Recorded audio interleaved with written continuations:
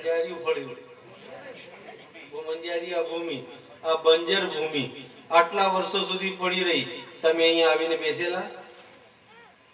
અને જ્યારથી સ્વામીજીએ પગ મૂક્યું, ડગલે ને પગલે બાબા ચાલતા આવે કે નહીં આવે ને બધા. અને હવે આ ધામ બની જશે, આ કથા પૂર્ણ થશે અને આગળ કામ વધશે તો બોલો બધા આવીને અહીંયા ધ્યાન કરવા બેસે, કથા સાંભળવા બેસે કે નહીં? કોના લીધે? આગળ જે એમના પગલા ન આવ્યા હતા અને સ્વીકૃતિ ન આપી હોત, તમે ભલે ના આપવા વાળા બનો, પણ અગર એમને ના પાડી દીધી હોત કે નહીં મારે આવે હવે ડોહાપણવામાં હું કરવાનું આશ્રમ બાંધીને, હું ચાણોદમાં નર્મદા કાંઠા ઉપર છું, રેવા દડી તપકપુરિયા, હું સારી રીતે ત્યાં તપસ્યામાં છું, મારી મને નથી જોઈતી તો તમે હું કરી લેવા કઈ થાત? તો આ કરુણા નથી? આ કરુણા જ તો છે જે તમારા ઉપર વરસી રહી છે. દીકરાઓ સમજો અને આ મહાપુરુષને, આ વિભૂતિને ઓળખો, જે આ ઉંમરમાં પણ આ ચિંતન કરતા હોય કે હું ભાગવત કરીશ અને આ સ્થાન આ લોકોના માટે સારું બની જાય, એવી એક પ્રેરણા આપીને હું અહીંયાથી જઈશ. જે પોતાના માટે કઈ ન માંગતા હોય એ તમારા માટે અહીંયા ભાગવતમાં જજમાનો બનવાની પ્રેરણા આપતા હોય. કેમ મિત્રો? આ સંતોની જ કરુણા ભાગવતના રૂપમાં, જ્ઞાનામૃતના રૂપમાં તમારા ઉપર વરસવાની છે. અહીંયા ઉપર ભાગવતના વક્તા ખરેખર તમે જુઓ, લખી કોને બોલો નહીં? ખબર કે નહીં? મેં નહીં લખી, વ્યાસજીએ લખી. પેલો એક ભાઈ મારા પાસે આવ્યો મુંબઈમાં, પહેલી મારી ભાગવત હતી મુંબઈમાં 79માં. તો ત્યારે તો ખૂબ જ જુવાન હતો, ખૂબ 4-4 ઘંટા એક સિટિંગમાં બોલવાનો આવે. તો ભાગવતને લઈને કંઈક શાસ્ત્રાર્થ થઈ ગયો અને મારા પાસે આવીને મને કે स्वामी जी मुझे बोलता है ये भागवत व्यास जी ने नहीं लिखी है. मैंने कहा अच्छा किसने लिखी है? बोपदेव ने लिखी है. मैंने कहा बराबर है, इतना ही जानते हो कि इसके आगे भी जानते हो? अब मैं तो न्याय दर्शन का तो था ही स्टूडेंट, निकला ही था. तो मैंने कहा इतना ही जानते हो कि इसके आगे भी जानते हो? आगे क्या है? मैंने कहा तो मैंने लिखी है भागवत. प्रेमपुरी अध्यात्म विद्यावन में हुई थी मेरी 79 में. वहाँ एक विद्वान मुझसे कहता है भागवत व्यास जी ने नहीं लिखी, बोपदेव ने लिखी है. मैंने कहा बोपदेव ने क्यों लिखी? उसके बाप की थी, मैंने लिखी है. तुम्हारे पास क्या प्रमाण है कि मैंने नहीं लिखी? मेरे पास तो 1000 प्रमाण है कि व्यास ने लिखी है.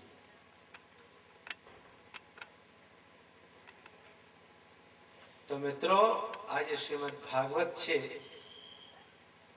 એના રચયિતા પોતે વેદવ્યાસ, એટલે સ્વામીજી વેદવ્યાસજીને બેસાડી લખી છે આપણા શું ગણેશજી મહારાજે. બધા જ પુરાણો મહાભારતો લખવા માટે ગણેશજીને બોલાવવામાં આવ્યા હતા અને બોલતા જાય કોણ? વ્યાસજી મહારાજ.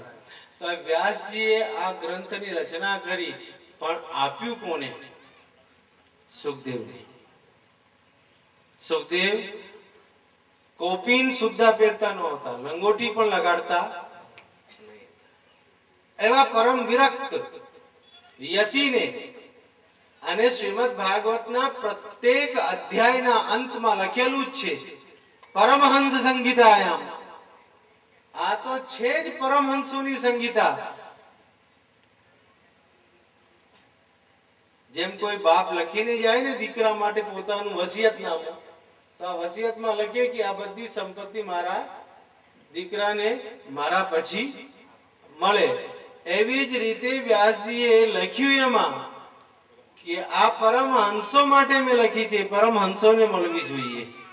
તો એના ઉત્તમ વક્તા, અધિકારી વક્તા, આધિકારિક વક્તા અગર કોઈ હોઈ શકે તો માત્ર પરમહંસ, પરમહંસ વૃત્તિ વાળા મહાપુરુષો જ એની વ્યાખ્યા કરી શકીએ. સમાધિનાનુસ્મર તદ્વિચેષ્ટિતમ પ્રથમ સ્કંદમાં આવશે દેવર્ષિ નારદની પ્રેરણા વ્યાસજી માટે. સમાધિ લગાડો, જે સમાધિમાં અનુભૂતિઓ થાય એને જ તમે લખો. વિચાર કરો, જેને લખવા માટે પેલા લખનાર ભાઈને સમાધિ લગાડવી પડતી હોય તો પછી સાંભળવા વાળા અને બોલવા વાળા કેવા હોવા જોઈએ? और श्रोता त्यागी. श्रोता त्यागी. हाँ, मैं कुछ और ही समझ गया था. हाँ. हाँ, वैसे बराबर बोला स्वामी जी ने. वक्ता ज्ञानी वो तो देगा, लेकिन श्रोता त्यागी यहीं छोड़ के उठ जाएगा सारी कथा में. श्रोता परीक्षित सब छोड़ के बैठा था. परीक्षित छोड़ के बैठा था स्वामी जी, ये भी छोड़ के बैठे, लेकिन शाम को वापस घर जाएंगे. मैंने 1973 में पूना में इसके ऊपर चरपट पंजिका के ऊपर कथा की थी. तो 7, 8, 10 लोग सुनने को आए. 2-4 दिन बाद तो वो भी कम हो गए, एक आध रह गया. मैंने पूछा कि भाई ये लोग क्यों नहीं आ रहे? बोला आप कथा त्याग की सुना रहे हैं ना, इसलिए सब त्याग कर गए. वो कथा का ही त्याग कर गए. तुम ऐसे त्यागी मत बनना. तो भगवान सुखदेव परमहंस और उनको आधिकारिक रूप से वक्तृत्व प्रदान किया उनके पिता वेदव्यास ने. यानी परमहंसों की संगीता. सौभाग्यशाली हैं हम सभी लोग कि एक परमहंस यति आप सबको इस श्रीमद् भागवती कथा का रसास्वादन प्राप्त करवाएंगे. और उसमें भी सबसे बढ़िया बात यह है, सद्गुरु स्वयं हमारे गुरु अगर हमको कथा सुनाते हो, कितनी अच्छी बात है. तो इस कार्यक्रम के लिए मैं इतना ही कहूंगा. नदी का तट है, गंगा का तट है, और प्रधान यजमान मत बोलो, उसे परीक्षित बोलो. वो परीक्षित है. स्वामी जी सुखदेव स्वरूप होंगे और वो दोनों पति पत्नी परीक्षित स्वरूप में कथा का श्रवण करेंगे. तो उसका आनंद आप सबको बहुत अधिक आएगा. मित्रों, भागवत भगवान का स्वरूप साक्षात ऐसा वांगमयी मूर्ति प्रत्यक्षा वर्तते हरे है. ये प्रत्यक्ष भगवान का स्वरूप है और इस भगवत स्वरूप को धारण करने का आप सबको एक बहुत अच्छा अवसर यहाँ मिलने जा रहा है. मैं स्वामी जी के स्वास्थ्य के लिए प्रार्थना करता हुआ भगवान से इस कार्यक्रम की निर्विघ्नता पूर्वक समाप्ति हो, पूर्णाहुति हो, एतत् निमित्त प्रार्थना करता हूँ भगवान भावेश्वर को. और साथ ही साथ जिस उद्देश्य को मन में लेकर के और सभी भक्तों ने यहाँ ये आयोजन किया है, उस उद्देश्य की भी सफलता यहाँ पर हो. ये आनुषंगिक फल होगा. मुख्य जो फल है, जैसे हम एक फूल तोड़ के लाते हैं तो हमारा मानस होता है भगवान के ऊपर उस फूल को हम चढ़ाएं. लेकिन सुगंध आ रही होती है तो नाक में क्या तुम रुई डाल लेते हो क्या? बोलो. नहीं, सुगंधी तो आएगी आएगी. वैसे ही कथा का मुख्य प्रयोजन तो यहाँ पर ज्ञान लाभ ही है. और ज्ञानार्थ 10 दिन की ही कथा का आयोजन होना चाहिए और इसीलिए 10 दिन की कथा का आयोजन हुआ है. लेकिन आनुषंगिक फल, जब मोक्ष की ओर जाते हैं तो पहले धर्म आता है, बाद में अर्थ आता है, बाद में काम आता है, उसके बाद मोक्ष आता है. तो धर्म भी जीवन में होना चाहिए, अर्थ भी जीवन में होना चाहिए और काम भी जीवन में होना चाहिए. काम से घबराना मत. हम तो बहुत अच्छी तरह से कहते हैं ऐसी निष्कामता जो लोगों को मात्र दिखावा करने के लिए हो और अंदर से बहुत कचरा भर के बैठे हो, उससे तो अच्छा है कि तुम्हारे मन में भगवान के लिए कामना आए। भगवान मुझे प्राप्त हो, ऐसी कामना तुम्हारे हृदय में आए। ऐसा काम तुम्हारे हृदय में आए जो भगवान को तुमसे जोड़े, भगवान तुमसे प्यार करें, तुम भगवान को प्यार करो। इसीलिए प्रेमैव गोपरामाणाम काम इत्यगमत प्रधाम इत्युद्धवादेव पेते वांछन्ति भगवत प्रियम। दसम स्कंद में बहुत अच्छी व्याख्याएं हैं, जहाँ के ऊपर स्वामी जी महाराज खुद भी आपको सुनाएंगे। मैं भी लौट के आ जाऊंगा, तब तक फिर थोड़ा थोड़ा मैं भी बीच बीच में उनको आराम देने के लिए बोला करूंगा, और वो कहेंगे कि नहीं मैं थका नहीं तो मैं सुना करूंगा। તો એવી રીતે તમને આ શ્રીમદ ભાગવતી કથાનો લાભ અહીંયા મળવાનો છે। આ આશ્રમ, એનું નિર્માણ કોઈ મોટી વાત નથી, कोई मोटी बात नहीं।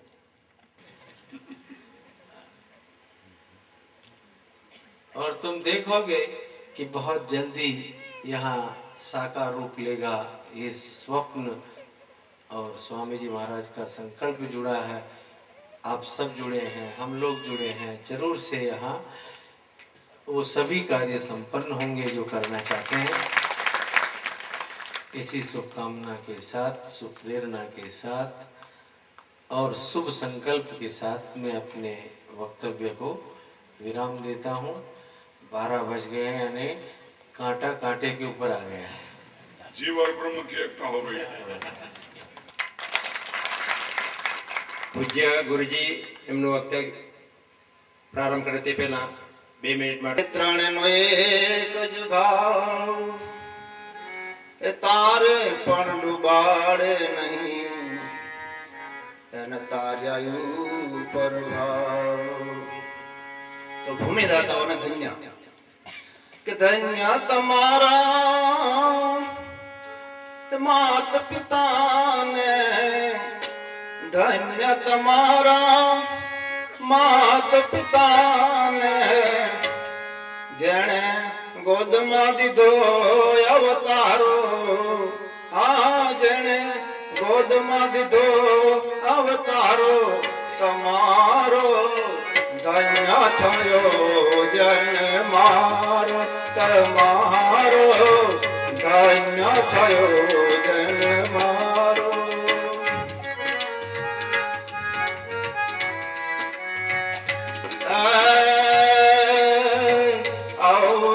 औरंगाटते वनझारिया खाते वसी गयो वनझारो।